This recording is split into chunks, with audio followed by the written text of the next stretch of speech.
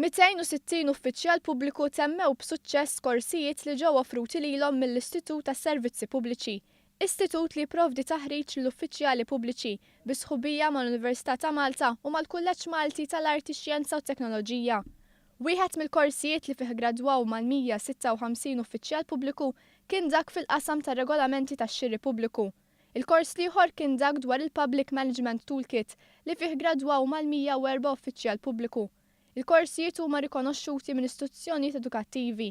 Fiċ-ċerimonja tal-gradwazzjoni l-uffiċjali pubbliċi kienu sodisfatti li bit-taħriġ li nataw mhux biss tejbu l-ħiliet tagħhom imma l-għarfien li kisbu qed juzawh fil-prattika fil-ħidma tagħhom ta' kuljum. U da taħriġ kien propju fuq affarijiet li inti tmiss fuq il-post tax-xogħol, allura dak li inti ħajnata lilek waqt il-klassi biex ngħidu hekk, ħatmur lura fuq ix-xogħol u tatwaħ.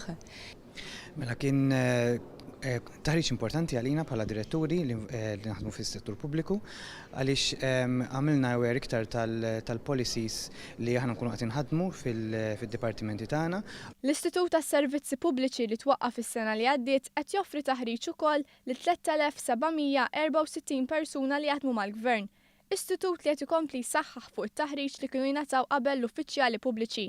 Il-kap taċ-ċivil Marja Kutajjar tkellem dwar l-importanza li l-Gvern ikompli jinvesti fil-ħaddiema tiegħu. Imma jeħtieġ li nibdew nħarsu u hekk rajna s-sena li għaddiet jeħtieġ li f'dat tiġdid kollu li qed nagħmlu u t-tema tal-lum hija appuntu li l-qafas tat-tiġdid kollu li qed nagħmlu huwa t-taħriġ. Ridna naraw li npoġġu t-taħriġ fi strateġija waħda, strateġija li tieħdok mid-degrees tal-universitajiet sa taħriġ normali ta' ftit sigħat li jista' jkun hemm bżonn fid-dipartimenti l-emmulaw.